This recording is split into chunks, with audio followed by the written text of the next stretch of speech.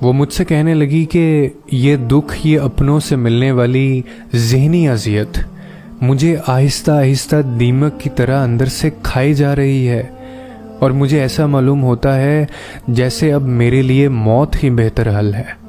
خدارا یہ لوگ کیوں نہیں سوچتے کہ ان کے انگاروں بھرے الفاظ کسی بھی زندہ انسان کو مار سکتے ہیں اور کافی ہوتے ہیں؟ یہ کیوں کسی کی تکلیفوں اور آزمائشوں کو اس کے اعمال کا نتیجہ کہہ کر اس کی روح کو جلا کر راکھ کر دیتے ہیں؟ اگر دلاسا نہیں دے سکتے تو کیوں اس زخم سے پردہ اٹھاتے ہیں جو دنیا کو دکھانے کے قابل نہیں ہوتا؟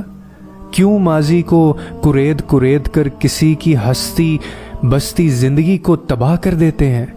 محبتوں کے بدلے نفرتوں کا بیوپار کرنا تو ان انسانوں کا شیوا بن چکا ہے۔ میں تھک چکی ہوں، ذہنی طور پر، روحانی طور پر، جسمانی طور پر۔ اب مجھ میں حوصلہ نہیں بچا۔ مجھے بتائیں آخر کیوں کوئی رفیق نہیں بنتا؟ کیوں ہر کوئی رقیب بنے بیٹھا ہے؟ کسی کے لیے تو میں بھی اہم ہوں۔ کوئی تو ہو جس سے میں دل کی بات کر سکوں، کوئی تو میرا دھیان بھی رکھے۔ بتائیں کس سے کہوں میں اپنا درد، کس کو دکھاؤں میں اپنی روح کے زخم؟ کوئی ہے جو میرا ہمراز بن جائے؟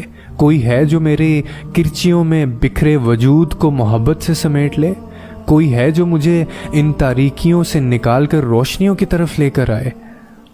یہ سارے سوالات سن کر میں نے اس سے کہا، میری بات سنو، تمہیں آج میں دنیا کی حقیقت بتاتا ہوں اور تمہارے ہر سوال کا جواب بھی دوں گا، بس شرط یہ ہے کہ تم مایوسی اور نا امیدی کا خیال اپنے دل سے نکال دو۔ سنو، یہ دنیا ایک آزمائش ہے تمہارے لیے۔ اس کی محبتیں رعنائیاں ختم ہونے کے لیے ہی بنی ہیں۔ یہ سب محبتوں کے دعوے دار فانی ہیں۔ تم سب کے لیے اس وقت تک اہم ہو اور خاص ہو جب تک ان کی غرض تم سے وابستہ ہے۔ جیسے ہی ان کا تم سے مقصد پورا ہوگا، وہ سب تمہیں چھوڑ کر نئے رفیق ڈھونڈنے میں لگ جائیں گے۔ جو خود کے سگے نہیں ہیں وہ تمہارے کیسے ہو سکتے ہیں؟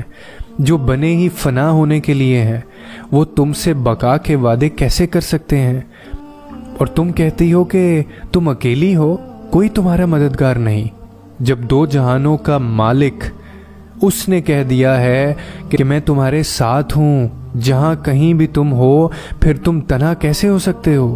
تم کہتے ہو تمہارا کوئی ساتھی یا مددگار نہیں، تو پھر قرآن کریم میں اللہ تعالیٰ نے کیا فرمایا ہے؟ وہ کہتا ہے اللہ ہی تمہارا مولا اور وہی بہترین مددگار ہے۔ تم کہتے ہو تم کسی کے لیے اہم نہیں ہو، کوئی تمہیں محبت نہیں کرتا، کوئی تمہارا دکھ نہیں سمجھتا، جبکہ اللہ تعالیٰ تم سے 70 ماؤں سے زیادہ محبت کرتا ہے۔ وہ تو کہتا ہے کہ ہم نے انسان کو پیدا کیا اور اس کے دل میں جو خیالات اٹھتے ہیں ان سے ہم واقف ہیں، اور ہم اس کی رگ و جان سے بھی زیادہ اس کے قریب ہیں۔ اور لوگ جب کہتے ہیں نا تم سے کہ یہ سختی تمہارے اعمال کا نتیجہ ہے، تو یہ بات ذہن نشین کر لو کہ اللہ رب العزت نے خود تم سے آزمائش کا وعدہ فرمایا ہے کہ یقیناً تمہارے مالوں اور جانوں سے تمہاری آزمائش کی جائے گی، لیکن یاد رکھو کہ مشکل کے ساتھ اس نے آسانی کا وعدہ بھی فرمایا ہے کہ بس یقیناً مشکل کے ساتھ آسانی ہے، بے شک مشکل کے ساتھ آسانی ہے۔